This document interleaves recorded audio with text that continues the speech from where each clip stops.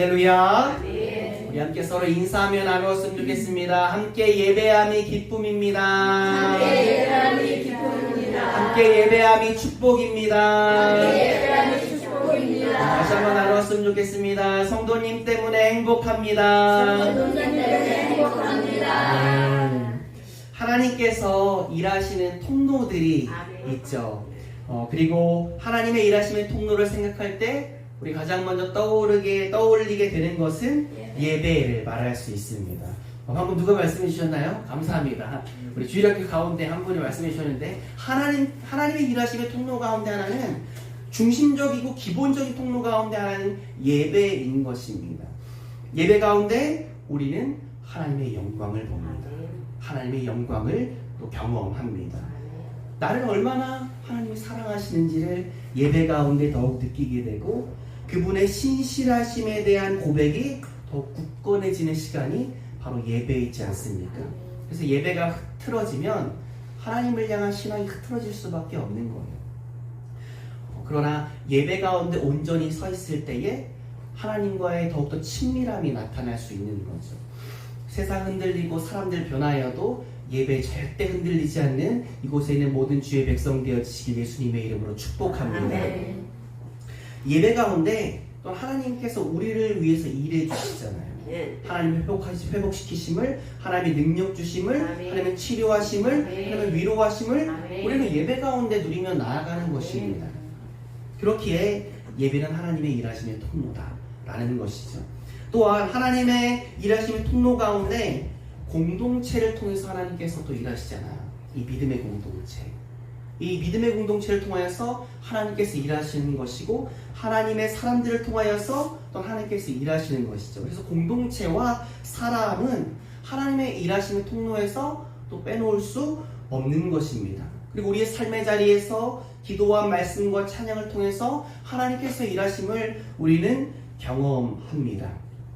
다시 공동체와 사람으로 또 잠시 더 생각해 봤으면 좋겠는데요. 공동체를 통해서 하나님께서 일하신다고 하셨잖아요. 사람을 통해서도 하나님께서 일하신다고 하셨잖아요. 우리 함께 우리가 하나님의 일하심의 통로라는 사실을 인지하고 나아갔으면 좋겠습니다. 그리고 이 시간 함께 다시 한번 인사하며 나누었으면 좋겠습니다. 성도님은 하나님의 축복의 통로입니다. 하나님의 축복의 통로입니다. 하나님께서 성도님을 통해 일하시기 원하십니다. 하나님께서 원하는 것을 일하시기 원하십니다. 아멘. 사랑하는 예배자 여러분, 그리스도인들은 늘 하나님의 축복의 통로 되어져야 할 줄 믿습니다. 아멘. 우리가 누군가를 통해 하나님의 위로와 격려를 누리기도 해요. 그리고 우리가 누군가에게 하나님의 위로와 격려의 통로가 되어지기도 합니다. 미용실 얼마나 자주 가십니까? 아마 남자분들은 한두 달에 한 번씩은 미용실을 가실 것 같아요. 또 염색을 자주 하셔야 되는 분들은 또 요즘에는 그 염색방이라는 게 있더라고요. 염색방, 요즘이 아니라 사실 생긴 지는 오래됐죠. 염색방을 또 한 달에 한 번, 두 달에 한 번 가시는 분들도 계실 테고요. 근데 저도 한 달에 한 번 미용실을 가거든요. 그래서 제 머리가 제 옛날에 제 여러 가지 별명들이 있는데 그 중에 하나가 이게 표준어는 아닌 것 같은데 일 수도 있고요. 제가 혹시 틀리다면 말씀해 주세요. 하이바라는 별명을 갖고 있습니다. 하이바가 뭔지 아시죠? 이게 헬멧 하이바라고 하잖아요. 그래서 제가 머리가 이렇게 자라면 하이바 같이 되거든요. 이렇게 들리면 들릴 것 같아요. 그래서 하이바가 돼 가면 이제 미용실 가는 거죠. 미용실을 가는데 한번 생각해봤으면 좋겠습니다. 상상해봤으면 좋겠습니다. 내가 미용실을 갔는데 그 미용사 분의 손에서 담배 냄새가 강력하게 아주 진하게 이렇게 난다면 어떠실 것 같으세요? 미용실 갔는데 딱 머리를 만지는데 담배 냄새가 코끝을 막 찌를 정도로 그렇게 심하게 나면 어떠실 것 같으십니까? 이게 사람마다 좀 다를 수도 있겠지만 적지 않은 분들이 그 미용실을 가는 것에 대해서 고민을 해볼 수도 있을 것 같아요. 왜냐하면 미용사 분들 중에 담배 피시는 분들이 계실 수 있죠. 미용사 분들 중에 담배를 피시는 분들도 계시겠지만 담배를 핀 이후에는 미용사라는 직업이 있잖아요. 그러니까 상식적으로 또 기본적으로 예의가 있으면 손님에 대한 생각이 있잖아요. 그러니까 담배 냄새를 벗겨내려고 손을 다 닦잖아요. 저 미용사분들이 담배 피는 거 많이 봤거든요. 가면 이렇게 쭉 구석에서 많이 봤어요. 이렇게 피시는데 담배 냄새를 느끼지 못해요. 왜냐하면 담배 피시고 나서 손 깨끗이 닦으시는 거, 이 비누 냄새는 많이 맡아봤는데 제 담배 이렇게 피는, 제가 피진 않지만 미용사분들이 담배 피는 거 잘 근데 비누 냄새는 많이 맡아봤는데 담배 냄새 맡아본 적은 별로 없어요. 거의 한 번도 없었어요. 근데 당연히 직업이니까 프로페셔널한 생각을 한다면 담배 피시고 나면 당연히 손을 닦으시겠죠. 예의잖아요. 그게 기본적인 상식이잖아요. 근데 제가 다니는 미용실이 있는데요. 한 몇 개월 전부터 이렇게 미용실을 가게 된 것 같아요. 근데 그 미용실을 몇 개월 다녔는데 지난번에 갔을 때 이렇게 앉았는데 미용사분의 손에서 담배 냄새가 강력하게 엄청 진하게 확 나는 거예요. 이렇게 은은한 냄새가 아니라 담배 냄새도 이제 피고 오래되면 은은하게 날 수도 있고, 담배 냄새가 은은하다는 건 좀 표현이 이상한데 어쨌든 약하게 날 수도 있는데 약하지 않고 강하게 나는 거예요. 근데 제가 이 상황에서 어떠한 결정을 해야 될까? 이 상황에서 어떠한 결정을 해야 될까? 근데 제가 그 분이 담배 냄새가 되게 강하게 나는데 그 손에서 나는 그 냄새 있잖아요. 입에서 담배 냄새 나고. 근데 제가 다음번에 그 미용실을 가는 데 있어서 그 담배 냄새가 아무 문제가 안 됐어요. 아무 문제. 제 결정은 그 미용실을 계속 가는 거예요. 그 미용실 계속 갈 겁니다. 제가 왜 그 미용사분이 담배 냄새를 진하게 나는 손으로 제 머리를 닦으셔. 다음번에 가는 더 진하게 난다?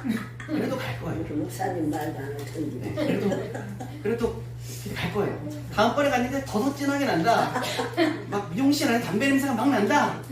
그래도 갈 거예요.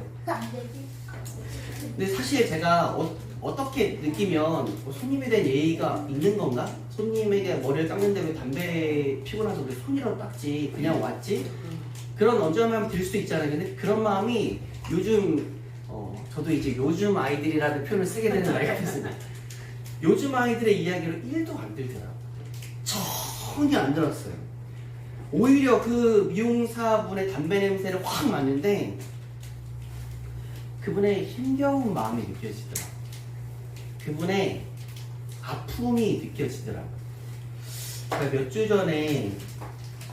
된 것 같아요. 몇 주 전에 그분의 아픔을 알게 됐거든요.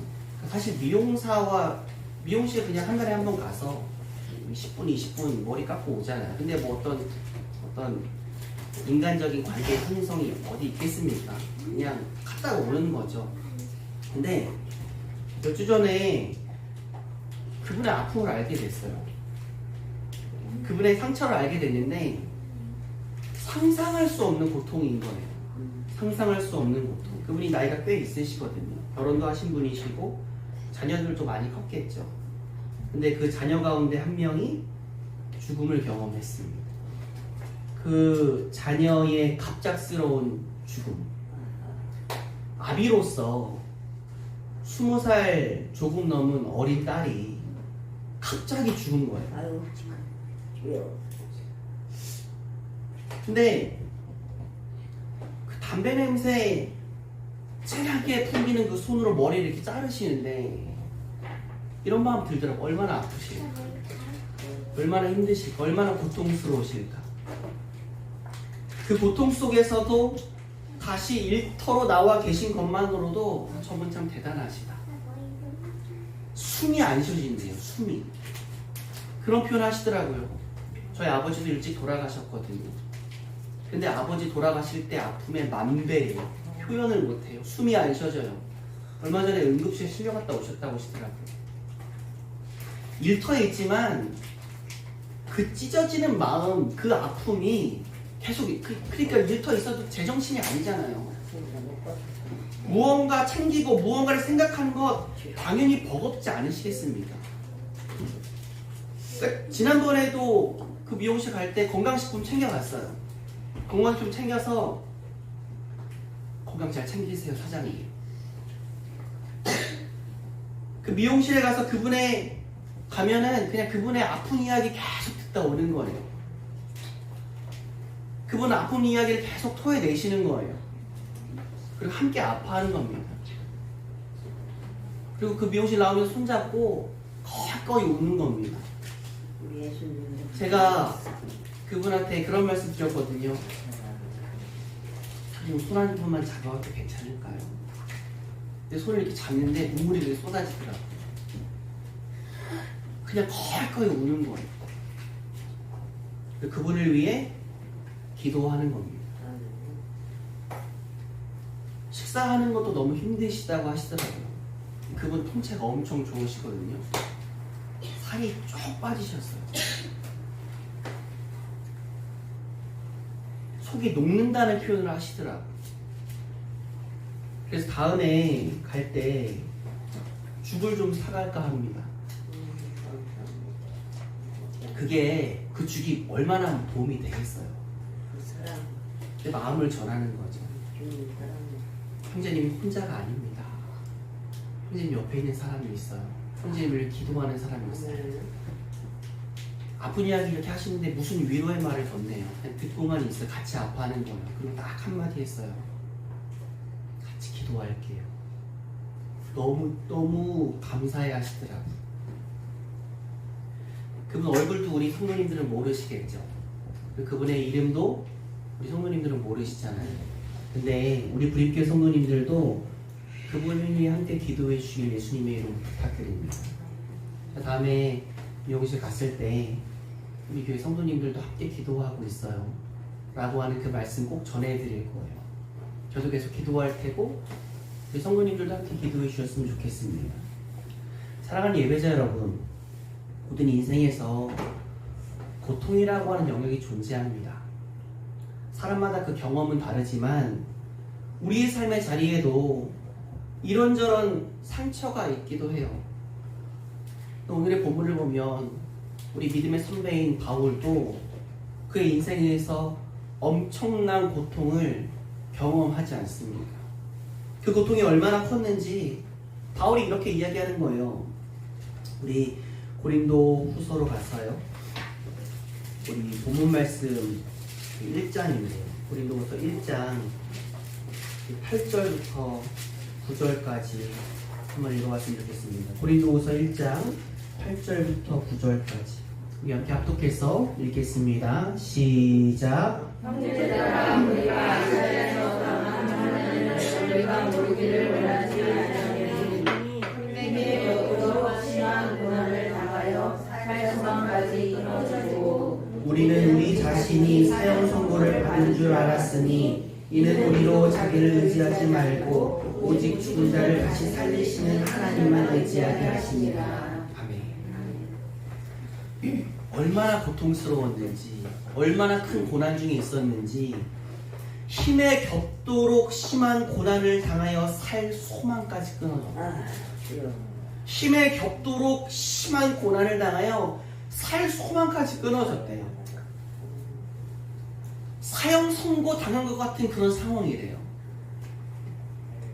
그러나 그 고통과 고난의 자리에서, 그 고통과 고난 속에서 그는 겸손으로 나아가요. 그는 겸손을 배웁니다. 그는 겸손을 알게 됩니다. 온전히 하나님을 의지하는 거예요. 우리로 자기를 의지하지 말고 오직 하나님만 의지하게 하려 하십니다.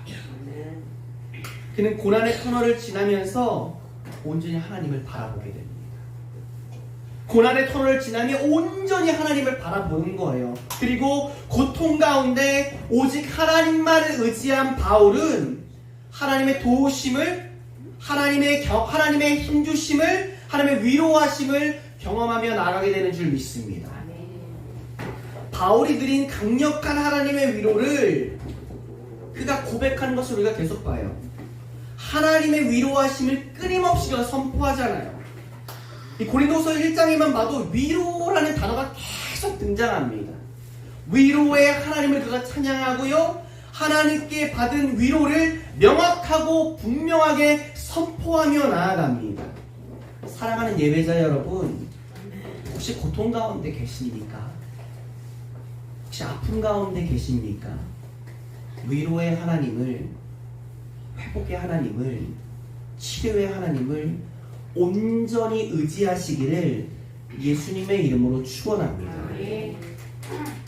바울은 도우시는 하나님을, 위로하시는 하나님을 신뢰했어요. 그리고 하나님의 도우심, 그분의 위로하심을 하나님을 신뢰하는 그가 경험하는 겁니다. 근데요, 바울은요, 자신이 앞으로도 고난을 만나게 될 거라는 사실을 알고 있어요. 우리 인생은 크고 작은 고난의 연속이에요. 이 문제가 해결됐나 싶으면 저 문제가 있고요. 저 문제가 해결됐나 싶으면 또 이 문제가 있지 않습니까? 바울은요, 앞으로 또 자신이 만나게 될 그 고난이 있을 것임을 알고 있습니다. 그러나 그가 두려워하지 않아요. 그러나 그가 무서워하지 않습니다. 왜냐하면 하나님을 향한 신뢰가 있어요. 하나님께서 나를 도우시고, 하나님께서 나를 격려하시고, 하나님께서 강력한 위로를 나에게 허락하실 것이다. 그것을 그는 확신하는 것입니다. 그래서 그가 이렇게 고백해요. 우리 함께 1장 10절 함께 합독해서 읽어봤으면 좋겠습니다. 우리 고린도후서 1장 10절 함께 합독해서 읽겠습니다. 시작. 그가 이같이 큰 사망에서 우리를 건지셨고 또 건지실 것이며 이후에도 건지시기를 그에게 바라노라. 아멘. 그가 이같이 큰 사망에서 우리를 건지셨고, 우리를 또 우리가 고난 당할지라도 우리를 건지실 것이며, 그러니까 하나님께서 우리를 끊임없이 도우실 것이다. 그 사실을 그는 확신하는 것입니다. 우리도 우리의 삶의 현장에서 이런저런 어려움 속에 있을 때 하나님의 위로하심을, 하나님의 세임 주심을, 하나님의 회복시키심을 경험했습니다. 지금도 하나님의 그 일하심을, 하나님의 그 위로하심을, 힘주심을, 치료하심을 피부로 느끼시는 분들이 계실 거예요. 얼마 전에 한 성도님하고 대화하면서 그 성도님이 마음 또 어려우신 일이, 또 긴장되시고 또 불안하신 일이 있었는데, 하나님께서 허락하신 그 도우심, 하나님께서 평안을 허락하심, 하나님께서 힘주심을 충만히 경험하신 그 이야기를, 삶을 이렇게 나누셨어요. 얼마나 감사했는지 그 얘기를 들으면서. 그런데 우리가 우리의 삶 현장에서 하나님의 일하심을 경험하잖아요. 하나님 힘주심을 경험하잖아요. 하나님 위로하심을 경험하잖아요. 왜 감사해요? 하나님 앞에 감사해요. 우리가 이 하나님의 일하심을 경험할 때에 감사와 함께 늘 잊지 말아야 할 것이 무엇이냐면, 하나님께서 나를 도우시는, 나를 인도하시고, 나를 치료하시고, 나를 위로하시고, 나에게 힘주시는 이유가 나만을 생각하시는 게 아니라는 거예요. 나 한 사람만을 생각하셔서 하나님께서 나를 도우시는구나, 나를 인도하시는구나, 나를 이끄시는구나, 나를 치료하시는구나. 하나님의 사랑은 그렇게 나에게만 국한되는 작은 사랑이 아닙니다. 하나님은 나도 사랑하시는 분이시지만 내 주변에 있는 이들도 사랑하시는 분이세요. 하나님, 우리가 속해 있는 공동체를 사랑하시는 분이시고요, 하나님은 온 열방을 품고 계신 분이신 줄 믿습니다. 나 한 사람 한 사람을 도우신 하나님의 은혜는 나 한 사람만을 사랑하시는 증거가 아니라, 나 한 사람만을 사랑하시는 증거만이 아니라 우리 공동체를, 온 열방을 향한 그분의 사랑의 증거인 줄 믿습니다. 우리가, 제가 단기 선교팀 인솔에서 선교지를 갔었어요. 우리 주일학교 친구들 함께 예배하는 기쁨이 있습니다. 너무 감사하고 좋습니다. 목사님이 어제 우리 주일학교 목사님이 우리 가족연합 예배 드릴 때마다 우리 주일학교 친구들에게 이야기 나누는 거 기억하시죠? 예배를 떠들지 않고 잘 드리는 친구들에게는 뭐를 준다? 아이스크림을 준다. 달란트? 그럼 아이스크림 받고 달란트까지. 알겠습니다. 아이스크림 받고 달란트까지. 네. 안 떠드는 친구, 어떤 친구에게? 안 떠드는 친구에게. 큰 친구에게. 네. 우리 예배를 집중해서 해줍시다. 우리 떠들고 싶어도 예배 끝나면 마음껏 떠들어도 돼요. 알았죠? 자, 다시 돌아와서 자, 아이스크림 받고 달란트까지 드리기로 했습니다. 주일학교 선생님들 기억해 주시고요. 자, 단기선교팀 인선에서 갔는데 우리 빈민가에 있는 분들을 이제 신방하는 거예요. 어려운 상황 가운데 있는 분들을 신방하는 건데 신방을 받으신 분들이 우시는 분들이 되게 많았어요. 그분들을 위해서 무릎 꿇고 안수기도 하고 그분들의 손을 붙잡고 하나님의 사랑을 나누면서 그분들에게 이야기를 나누는데 막 우시더라고요. 근데 그분들에게 했던 이야기가 있습니다. 그분들한테 들었던 말씀이 우리가 이곳에 온 이유는 죄송합니다. 다시 말씀드릴게요. 우리가 이곳에 왔다는 것이 형제님을 하나님이 너무 사랑하신다는 자매님을 하나님이 너무 사랑하신다는 증거 가운데 하나입니다. 아멘. 하나님이요 그 단기선교팀 하나님께서 부으신 은혜가 엄청났거든요. 매일 아침에 경건회 할 때마다 막 계속 우시는 거예요. 하나님의 만지심을 하나님의 일하심을 경험하면서 계속 우세요. 제가 지난 금요일날도 말씀드린 것 같은데 베드로 본문으로 큐티를 했는데 경건회를 아침에 경건을 하는데 한 자매님 베드로 하시면서 막 울기 시작하시는 거예요. 막 우시면서 하나님의 일하심을 이야기를 하는 거예요. 하나님의 나의 마음을 만지심을 치료시키심을 말하기 시작하시는 거예요. 근데요 하나님께서 그 단기선교팀들 진짜 상황이 돼서 가신 분 아무도 없어요. 다 상황 안 되세요. 근데 가신 거예요. 근데 그분들이 그곳에 가서 사역을 할 수 있는 것이 하나님의 은혜이기도 하지만 그분들만을 사랑하실 증거가 아니라 그 필리핀에 있는 영혼들을 향한 하나님의 사랑이기도 하다는 거죠. 나를 하나님께서 만지실 때에, 나를 하나님께서 치료하실 때, 나에게 하나님께서 능력 주실 때에, 나에게 하나님께서 재정의 복을 부어주실 때에, 나에게 하나님께서 이 땅에서의 권력을 허락하실 때에 많은 사람들이 착각하기 쉬운 게 야 이것 봐 난 하나님께 이렇게 사랑받는 사람이야 너네 뭐니? 그러면 이제 교만한 사람이 이미 된 겁니다. 하나님께서 나에게 힘주시고 능력 주시고 은혜 주시는 이유는 나에게 넉넉한 마음의 여유를 주시는 이유는 나에게 흔들리지 않는 신앙생활을 할 수 있도록 나를 붙드시는 이유는 주변을 돌보라는 거예요. 아멘. 공동체를 생각하라는 것입니다. 아멘. 열방을 사랑하라는 것입니다. 아멘. 바울의 고백을 우리가 다시 한번 살펴봤으면 좋겠습니다. 고린도후서 1장으로 가서 고린도후서 1장 4절 우리 함께 합독해서 읽어봤으면 좋겠습니다. 함께 읽겠습니다. 시작. 우리의 모든 당들 중에서 우리를 위로하사 우리와 영원하게 하는 위로로서 모든 하나님 중에 있는 자들을 위로하게 하시는 이시로다. 아멘. 우리의 모든 환난 중에서 우리를 위로하서 우리로 하여금 하나님께 받은 위로로서 어떡하래요? 하나님께 받은 위로로서 모든 환난 중에 있는 자들을 능히 위로하게 하시는 이시로다. 나에게 받은 위로를 너가 다른 이에게 나누라는 것입니다. 아멘. 축복의 통로로 쓰임 받으라. 아멘. 아까 나누었던 그 성도님 계시잖아요. 우리 불교 성도님 가운데 한 분이신데요. 근데 그 성도님이 하나님의 일하심을 마음 가운데 느끼고 하나님의 역사하심을 느끼고 하나님의 위로하신가 격려하신가 힘주신가 내가 너와 함께한다를 피부로 느끼시면서 너무 감사한 것은 축복의 통로가 되어서 주변을 계속 돌아보시는 거예요. 주변을 살피시는 거예요. 그것을 제가 듣고 그것을 제가 봐요. 그래서 목사로서 하나님 앞에 감사드립니다. 아멘. 한 목사님이 계신데요. 아마 이름만 말씀드리면 다 아실만한 분이세요. 근데 그분이 은퇴하셨거든요. 은퇴하신 분이세요. 나이가 많으신 목사님이신데 그분이 암이 걸리셨습니다.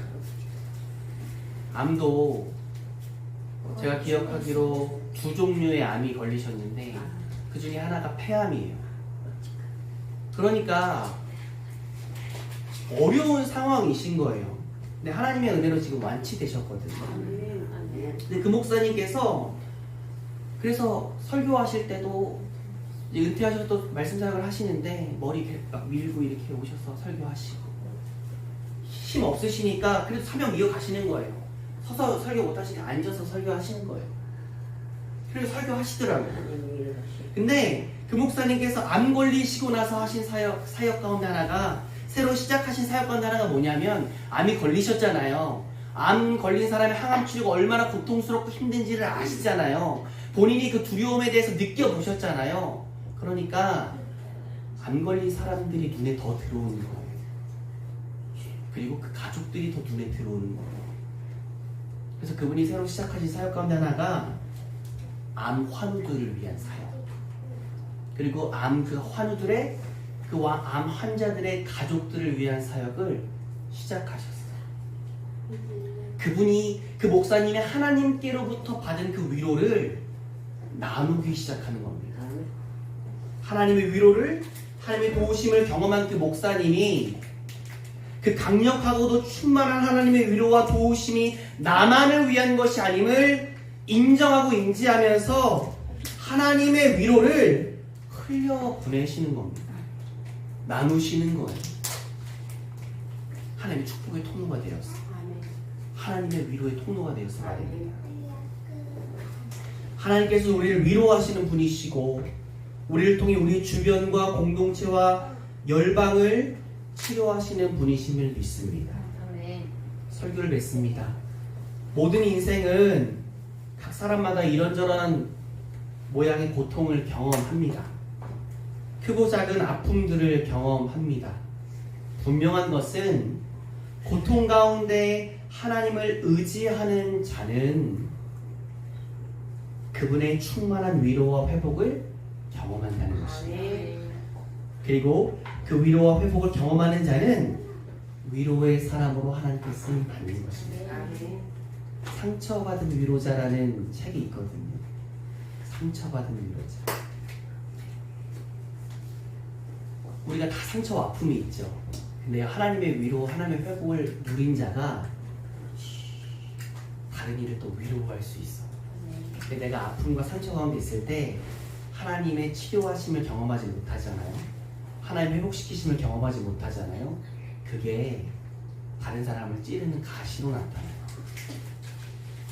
제가 목회를 하면서, 제가 사역을 하면서 교회 안에서 교회 밖에서 많은 분들을 만나며 제가 찔릴 때도 있죠. 저뿐만이겠습니까? 사람이 모인 곳에는 늘 갈등이 있어요. 성도님들도 교회 생활하면서 교회 밖에서, 그게 가정이든 교회든 회사든 어디든 간에 내가 찔리게 될 때가 있어요. 근데 우리는 그리스도인답게 생각하셨으면 좋겠습니다. 저분이 아직 치료받지 못하셨구나. 저분이 아직 아프시구나. 저분을 품어드려야겠다. 저분을 기도해야겠다. 우리가 늘 우리의 삶의 현장 가운데 하나님의 치료와 하나님의 위로하심과 하나님의 힘주심을 경험하며 나길 예수님의 이름으로 축복합니다.